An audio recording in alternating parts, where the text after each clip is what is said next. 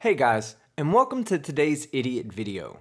Today's video comes from YouTube user The Chris Curtis Experience. Now when I originally downloaded this video, his channel was named CC Life and the title of this video is Quantum Mechanics Disproved Large Universe. I've been holding this video for a while now, waiting for a good time to debunk it, because it presents an opportunity to do some actual science. Chris Curtis believes that the observer effect precludes the universe from being large. I can tell you this without a doubt. Chris Curtis does not understand quantum mechanics, nor does he understand the observer effect. But Chris Curtis is an idiot. So let's begin. So another documentary is shaking up things in the world of flat earth, and I thought it was a good time to re-enter the debate. I agree with you there, Chris. It's always good for business on my end when another idiot jumps into the arena thinking he knows what he is talking about when you clearly do not. Thanks for the layup. Today I want to talk about quantum physics and how quantum physics really violates a large universe, what we understand about quantum physics. And well, there you go, fellas. All the proof anyone needs confirming that Chris Curtis is a fucking idiot. Quantum mechanics is a harsh mistress. It happens to be the absolute most successful theory in modern science. The discoveries in quantum physics have led the way for inventions such as the laser, modern-day transistors, and the photoelectric effect, which ultimately allowed us to see light in its true nature, as both a particle and a wave, and is responsible for the development of the solar cell. It does not in any way prove or disprove a large and old universe. I should just end the video after hearing that absurdity, but where is the fun in that? So let's continue. Okay, so what I want to talk about today is the double slit experiment, and how the double slit experiment and basically everything that we observe on the quantum side of things goes against a large universe. Chris Curtis, you are a fucking idiot, as this is absolutely incorrect. There is not a single theory, law, or principle in quantum mechanics that dictates the size or lack thereof for our universe, especially the double slit experiment, which highlights the dualistic nature of subatomic particles acting as a probability wave of energy potentials which manifest themselves into actual particles upon interacting with another quantum system. I've covered many of these principles in previous videos of mine, and I recommend watching my video debunking Orphan Red's misunderstanding of the observer effect after this one.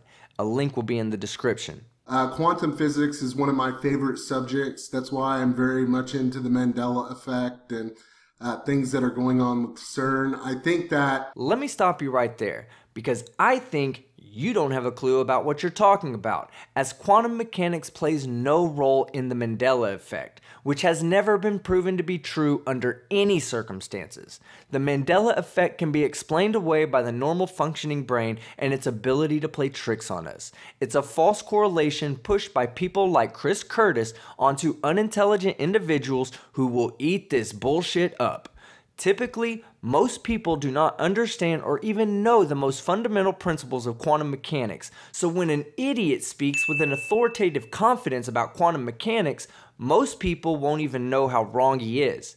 But I am not most people though, and Chris Curtis is a fucking idiot. Quantum physics is a much better science than astronomy. Astronomy in the physical world, trying to determine how things work, how far things are, all of these things, from a physical perspective is very difficult, especially when you're looking at things that are allegedly light years away. This statement is moderately true, but only because quantum mechanics affects every person daily and directly, where astronomy is helping us to understand the physical universe we live in and typically wouldn't affect the average human being's daily routine. However, comparing quantum mechanics to astronomy is like comparing apples to Toyotas. Quantum mechanics drives our future technologies, and astronomy tells us where to take them. We can see how far a light year is. You know, it's a substantial difference. 6 trillion miles in a year is how far light travels. If the sun is 93 million miles away from the Earth, it takes the light from the sun over 8 minutes to get to Earth. No one can say that Chris Curtis isn't exceptional at basic arithmetic. Dividing the distance from the Earth to the sun by the speed of light was elementarily clever. However, he's a fucking idiot when it comes to quantum mechanics. If you're not aware of what the double slit experiment is, basically it is a process where you fire particles, okay, subatomic or atomic particles, electrons, photons, anything on the atomic scale, through a mechanism that has slits in it. And what you would expect if you have two slits on a screen and you're firing things through those two slits, you would have two slits on the back wall behind that screen. At this point, he's just regurgitating the details of the double slit experiment, so I'm going to let it play through until he begins to misrepresent the experiment, which won't take long, I promise. What happens with the double slit experiment, however, is you get an interference pattern or a wave pattern. And what they did when they discovered this, you know, back at the beginning of the 1900s, is they decided to put a detector there to watch the electrons, to watch the photons, to see what slit they were actually passing through. And there are a lot of experiments online. You can actually find the double slit experiment and watch what happens when the double slit experiment is performed. There are quite a few videos that not only explain it, but that actually show it. So it's not one of those things where you can say, oh, it's not provable, it's pseudoscience, whatever. The double slit experiment seems to be real. And the point of it is when you add an observer, or when you add an observation to what these particles are doing, what you find is that the particles act the way that they're supposed to act. Okay, so we're going to stop the video here for now. The particles always have and always will act like they are supposed to. I think what he is implying is that with the simple act of observation, you can collapse the probability wave function from its superposition into an actual particle with non-superposition properties, which is not necessarily true. The act of observation is not the driving force behind the collapse. It is an interaction between the probability wave function with another quantum system. Take this example. If you wanted to observe which slit the electron passed through, you would have to interact with the electron in a way that quantum information is retrieved. The same way you would have to shine a light on a ball in the dark in order to know its precise location.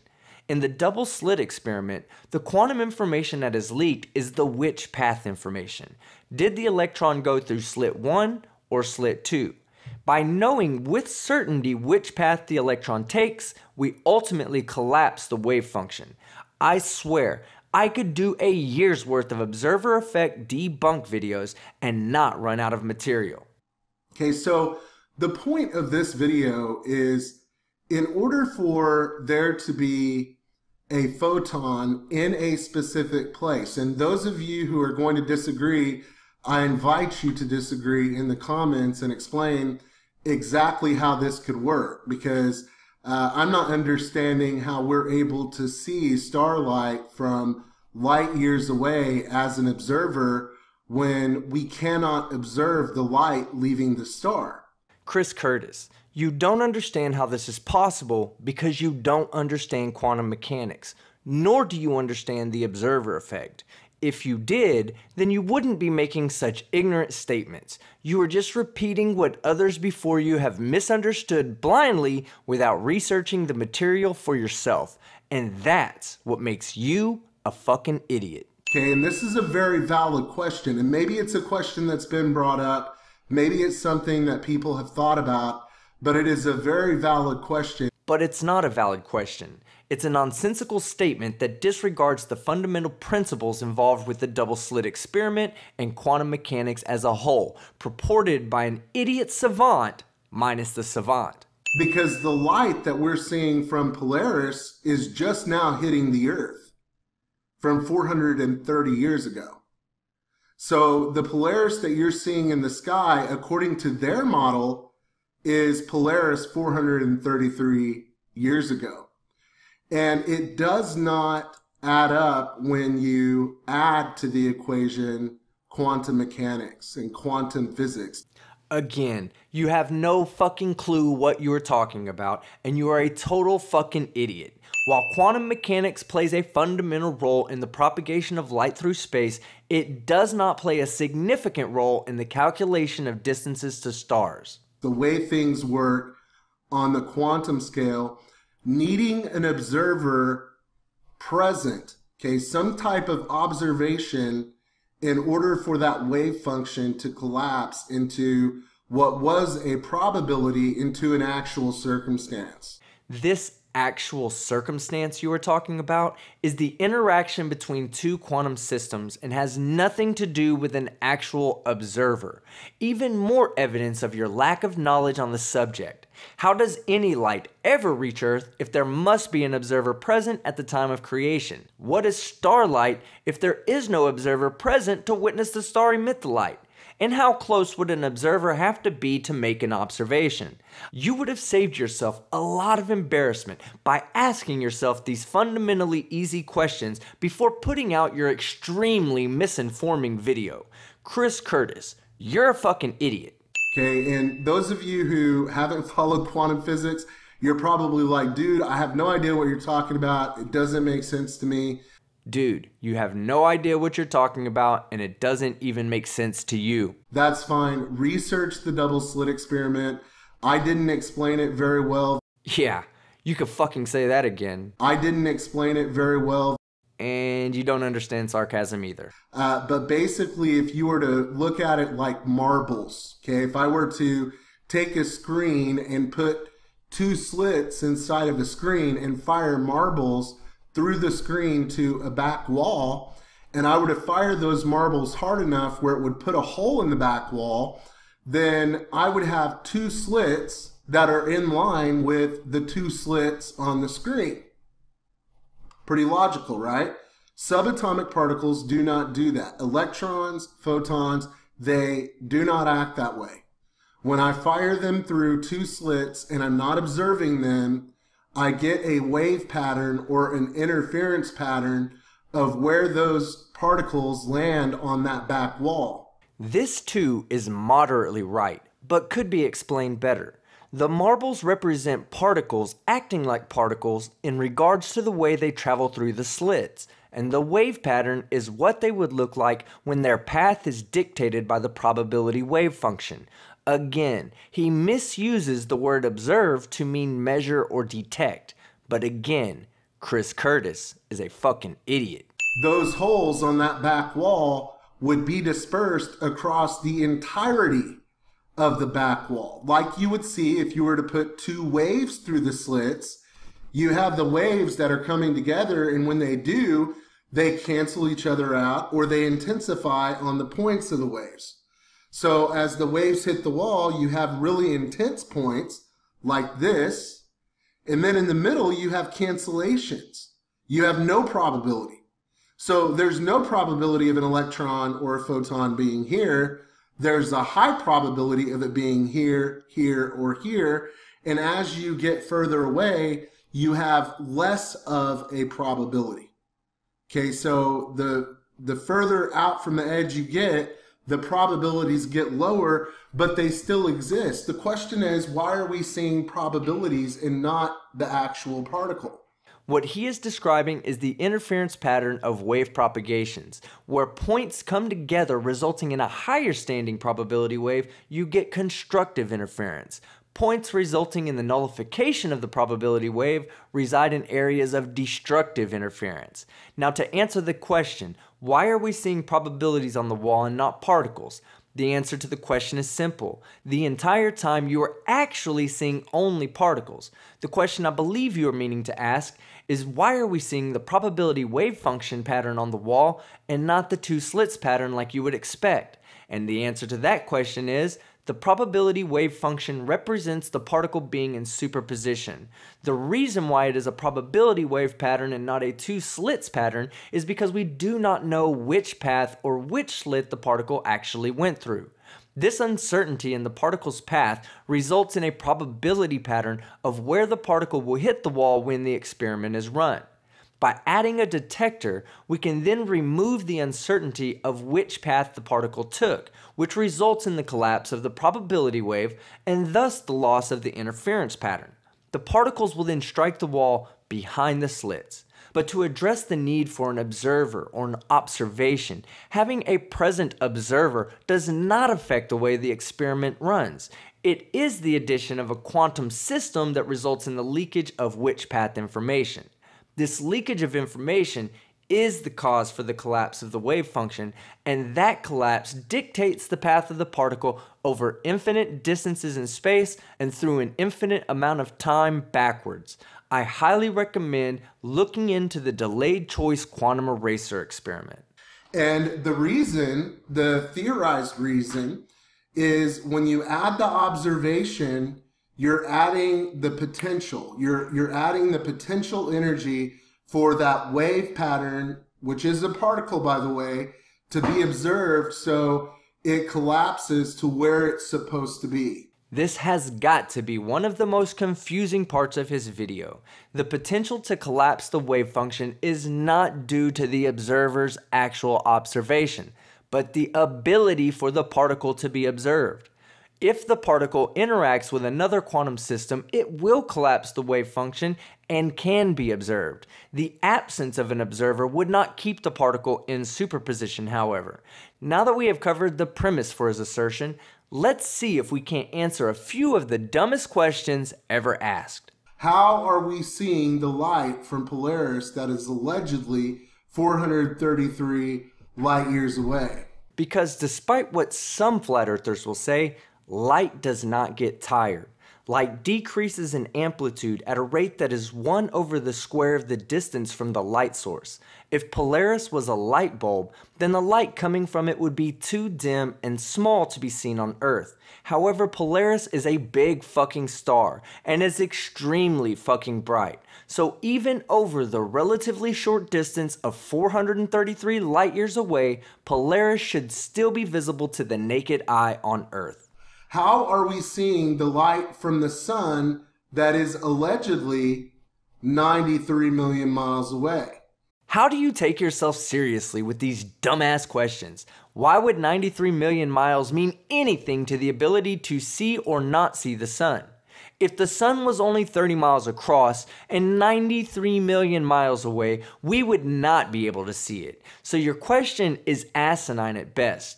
And you are a fucking idiot. And this is one of those things about quantum physics that just really doesn't make sense when you really think about it. Because there really is no observer that we know of. And in comes the stupidest thing you've said all video. Why would an observer be necessary for the sun to emit light? I see what you are asserting, but it is fundamentally wrong. When light is emitted from the surface of the sun as a photon, it does not begin in the superposition state as defined by the double slit experiment. In the double slit experiment, the photon is given 2 possible pathways. When the experiment reveals no information about which path the particle chooses, the particle will enter into a superposition state and the resulting observable pattern will represent the probability wave function. However, if information about which path is leaked out, then the particle will not enter into superposition and the observable pattern will represent the position of the 2 slits with light directly behind them. The simple fact of the matter is there is not a big fucking wall with 2 giant slits between the Earth and the sun. Therefore, quantum mechanics, and especially the double slit experiment, do not disprove a large universe. Chris Curtis, you are a fucking idiot. And I would think that for light to even be able to disperse that far in an actual point, a point of light where the light is where it is, in the case of Polaris directly above the North Pole with the so-called axis of the spinning Earth, perfectly aligned where the Earth is just spinning, moving around the sun, and Polaris never moves in the sky. Theoretically you could say that is possible, but what's not possible in my understanding is the ability to observe that light from many, many light years away. So I'm sure that you don't understand the basics of quantum mechanics and light propagation. The only thing limiting our ability to see starlight minus physical obstructions is distance and brightness of the star. This is where I want to start the conversation coming back. I think quantum mechanics, quantum physics is very interesting. Things on the quantum scale are strange. I like looking at weird things that you can't really understand, where you can kind of imagine things the way that they might be. What the fuck, man? You can't just look at the weirdness of quantum physics and imagine for yourself what's actually going on. If that was the case, then we wouldn't be able to live in this electronically dominated world. Quantum physics gives the absolute best predictive powers in science without having to imagine why things are happening. I really enjoy doing that. I like those type of thought experiments. Like I said, that's why I like the Mandela effect and the changes that we're perceiving. I've definitely perceived changes, whether you want to call it a false memory or not. I share my memories with a lot of other people who have the same memory. And what about the billions of people you don't share your memories with? Let's take your advice and conduct a thought experiment. Think of the one memory that you perceive to be altered by the Mandela effect the most and ask yourself, how do you know that this memory was altered? How do you even know about the Mandela effect? Did the people who shared your memories tell you about their memories first, or did you tell them about your memories first? Could it be possible that one idiot is feeding the other idiot the memories to be shared, even if it is unintentional? Any and all perceived changes require a comparison of memories or verification process that can and will lead to suggestive thoughts being implanted into the brain, especially in weak-minded individuals like flat earthers. The fact that you are trying to tie in quantum physics, which has been proven with overwhelming evidence and repeatable experiments, with the Mandela effect, which has never had a single piece of verifiable evidence to support its legitimacy, goes to show that you are clueless about either topic and you are just feeding your audience bullshit salad. Chris Curtis, you're an idiot. It's up in the air. You know, I don't know if they're related or not, but it seems like they very well could be related. They're not related, 100% for sure. To assert that they have anything to do with one another is just plain stupid and not even wrong. Chris Curtis may just break my idiot meter because he is now about to try and tie together quantum mechanics, starlight, star distances, and the flat earth. Brace for impact. If that's the case, how can you ever determine that the universe is a certain size? Well, that's not as hard as you are making it out to be. There are typically two ways to determine the distance to faraway galaxies. The first is with standard candles. Type 1a supernova all explode with the same intensity. By knowing the properties of wave propagation, we can measure the intensity of the light on Earth from the supernova and mathematically work out the distance to the supernova. As far as the size of the entire universe goes, that requires us to measure a galaxy's observable redshift. The faster a galaxy is moving away from us, the more its emission and absorption lines will be shifted towards the red end of the visible light spectrum. While the furthest galaxies we can see have been calculated to be 13.8 billion light years away, it has been calculated that those galaxies are now over 46 billion light years away. These numbers represent the particle horizon and the actual size of the universe. Or that stars are what they are. Like I said, if the sky is a mirror, the stars are going to change their inclination, or if it's a reflective surface, they're going to change their inclination based on where you're standing, because the sky above you is a sphere.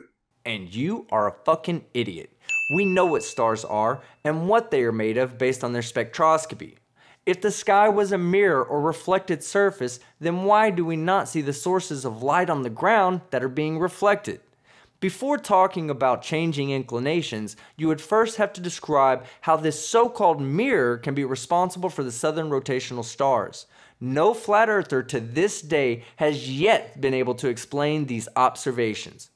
Okay, you don't have to have a spherical shape to the Earth if the sky above you is a sphere and that sphere is a solid, or maybe not even a solid, but an actual physical object that is above us. We've covered this subject in several of my previous videos. If the reflective spherical surface is an actual physical object above us, containing the entire atmosphere in what amounts to a pressurized container, then why do we see pressure gradients in the atmosphere that decrease with altitude?